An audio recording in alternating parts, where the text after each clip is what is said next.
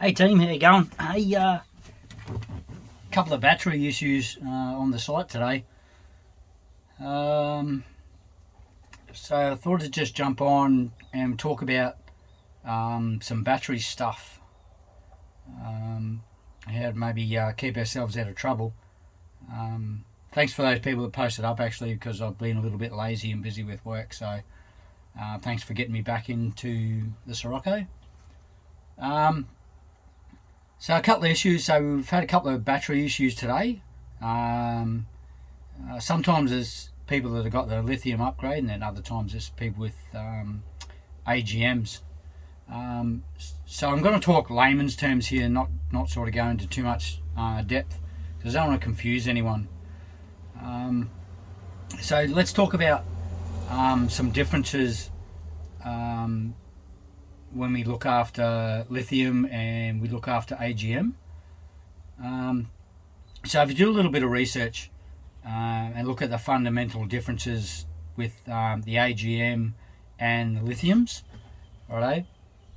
One of those, so a couple of those things. So with AGMs and versus lithium, and we'll quickly talk about their sort of state of charge and the way that they discharge as well.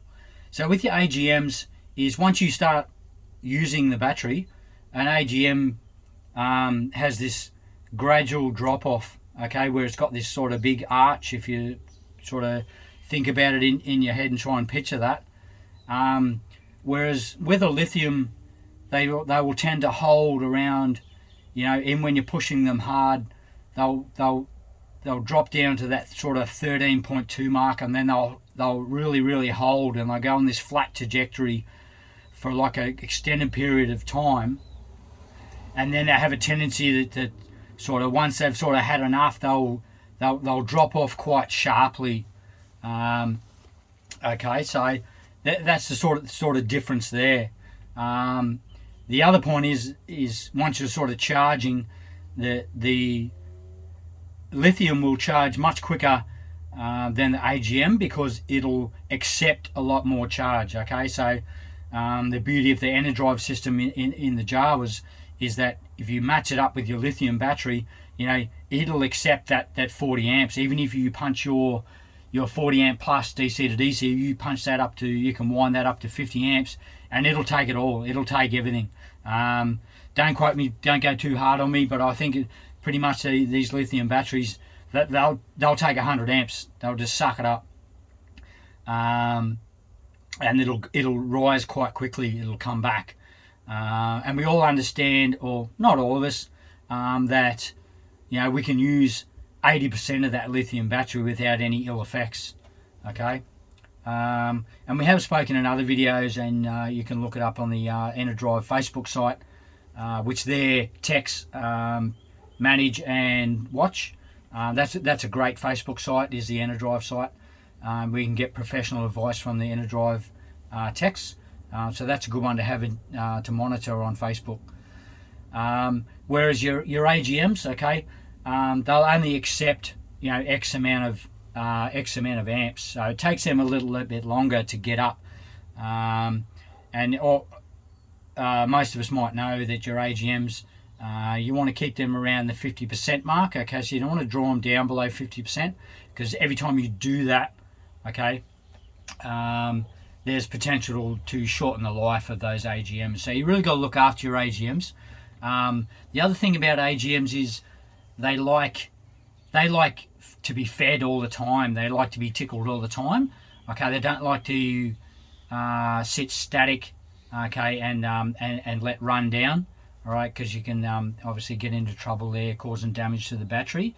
I guess the other beauty of lithium too is with the BMS, the battery management system that's built in, is like a fail safe. So if you should not be keeping an eye on your state of charge, all right, the BMS will shut down, and around that sort of bit under that 20% mark, and shut the battery down to stop any damage occurring. All right, so that's a sort of fail safe if you're not keeping a close eye on that. The other one today it could possibly is that your DC to DC, and I think it's around about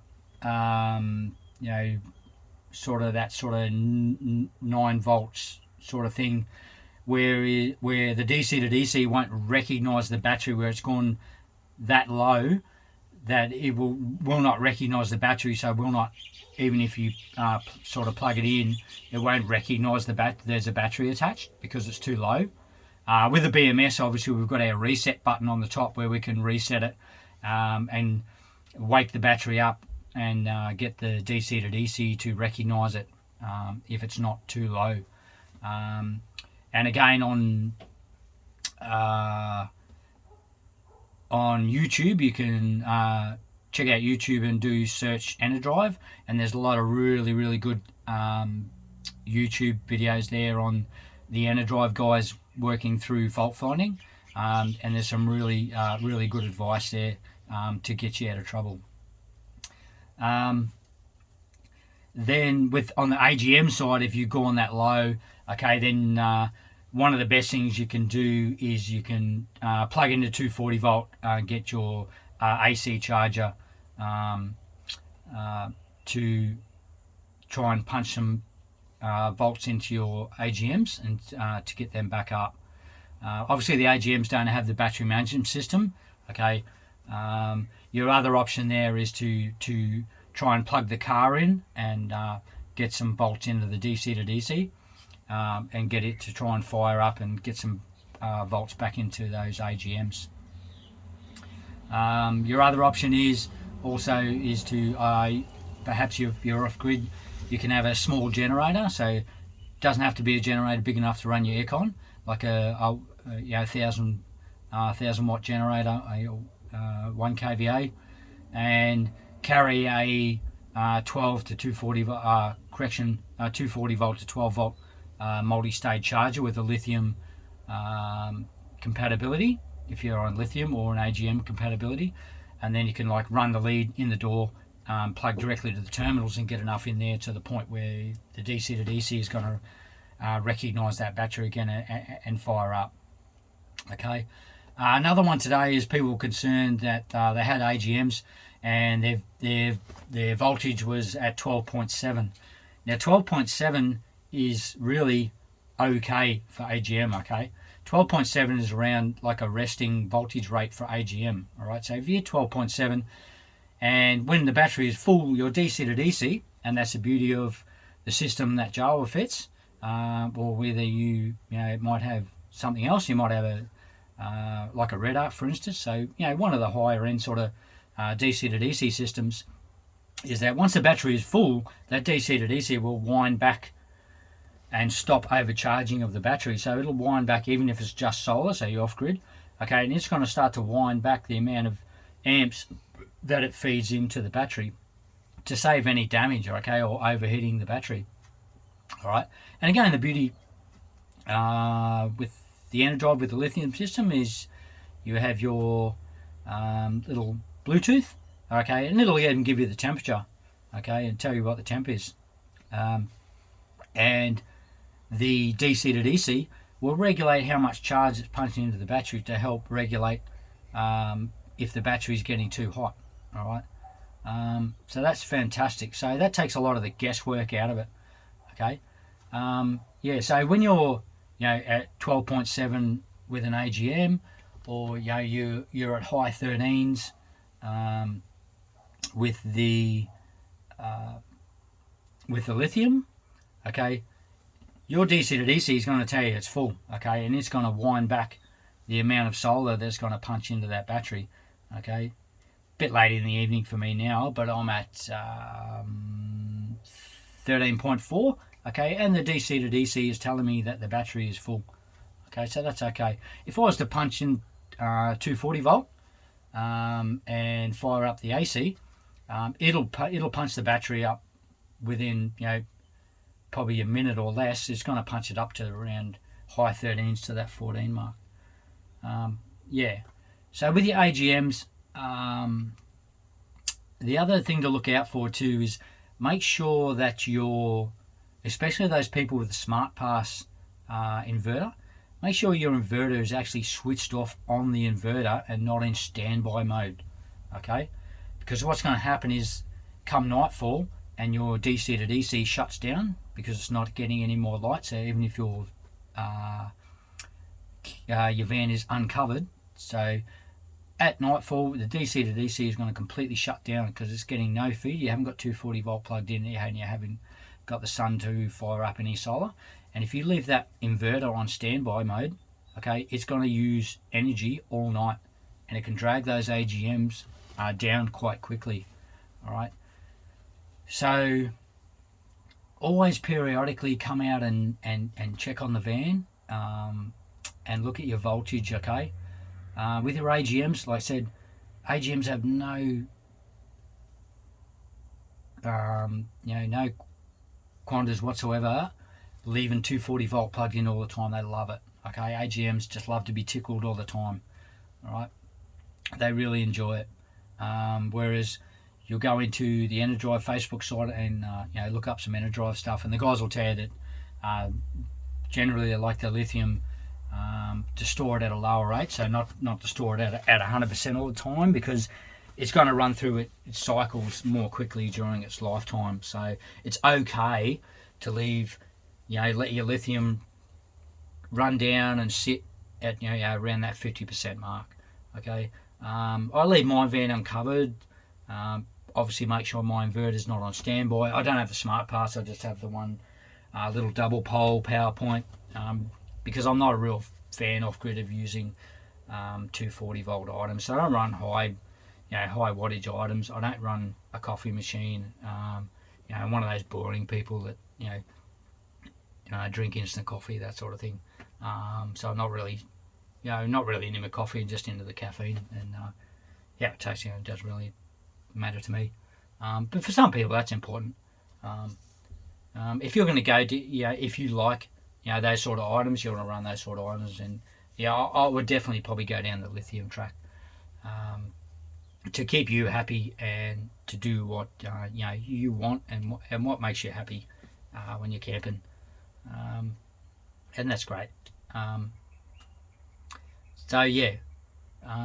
AGMs, they're okay, right? But you just need to look after them. But it doesn't matter whether AGM or lithium, right? Be sympathetic to your batteries, and when you're free camping, I don't want it to be a distraction, but be sympathetic and be watchful of your batteries. What you're doing, what time of the day, and when, and definitely, lithium or AGM, it doesn't matter. Just be careful what you do after dark.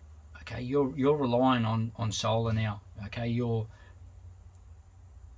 solar's going to give you everything you need to do during daylight hours. So be careful what you do after dark. All right, and watch your voltmeter. Watch your DC to DC. All right, so they're going to tell you, and what you can and can't do. And, you want to be, the big fridges that we all have in our vans. You want to be 100% right before last light. Okay, that's your goal. That's your aim now. So that's the test on, and the goal I'm laying down here is you make sure before last light that your batteries are up to 100%. All right. So that's your that's the test I'm giving you. Okay. That's what you want to achieve. Hey, look, I hope that helps, guys. But like I said, AGM, or just because you have lithium, doesn't mean you can do whatever you want. All right, it's not a golden, the silver bullet. All right, so I lay down the gauntlet here. Make sure if you're going to go free camping before last light, you make sure your batteries at 100%. Okay, and you can get on the internet there and download all those graphs. Right, there's hundreds of them out there that'll tell you the state of charge, right, versus the percentage of battery. All right, so during the day, no matter what you're doing, if you get around that 20% mark on your lithium, you need to stop what you're doing and you need to get charged back into that battery. All right. So that's your stopgap. AGMs, watch it. You get to 50%, righto. You need to start switching stuff off and you need to start looking after your battery. All right. Anyway, laid down the gauntlet for you now. So that's your test of objectives. Righto. Make sure if you're going to go free camping before the sun goes down, you make sure that battery's up to 100%. Otherwise, you're going to wake up and your fridge ain't going to be working, righto. So all that stuff you had frozen, if you're running a freezer, it's going to be thawed out, right? So remember, battery sympathy, right? It's the heart of the van. So watch what it's doing, righto, and do the best thing by your batteries, guys. All right, cheers, bye.